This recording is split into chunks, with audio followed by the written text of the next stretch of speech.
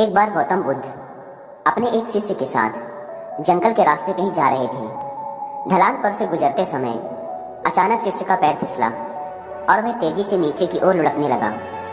वह खाई में गिरने ही वाला था कि तभी उसके हाथ में बांस का एक पौधा आ गया।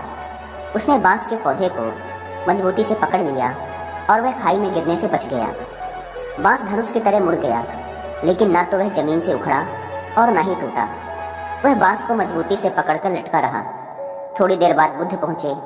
उन्होंने हाथ का सहारा देकर शिष्य को ऊपर खींच लिया और दोनों अपने रास्ते पर आगे बढ़ चले। रास्ते में बुद्ध ने शिष्य से कहा, जान बचाने वाले बांस ने तुम्हें कुछ कहा, तुमने सुना क्या? शिष्य ने कहा, नहीं गुरुजी, शायद प्राण संकट में थे, इसलिए मैंने ध्यान नहीं दिया और मुझे तो पेड़ पौधों की भाषा भी नहीं आती। आप ही बता दीजिए उसका संदेश। बुद्ध मुस्कुराए। खाई में गिरते समय तुमने जिस बांस को पकड़ लिया था वह पूरी तरह मुड़ गया था, फिर भी उसने तुम्हें सहारा दिया और जान बचा ली।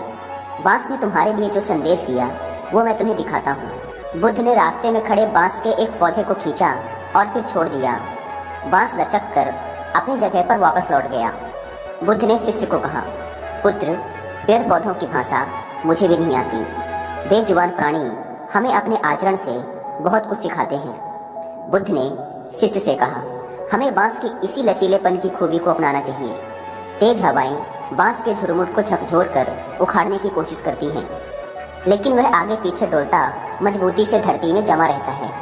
बांस ने तुम्हारे लिए यही संदेश भेजा है कि जीवन में जब भी मुश्किल दौर आए तो थोड़ा झुक कर विनम्र बन जाना, लेकिन कभी टूटना नहीं, क्योंकि बुरा दौर निकलते ही तुम पुनः अपनी स्थिति में दोबारा पहुंच सकते हो। शिष्य बड़े गौर से बुद्ध की बात सुन रहा था।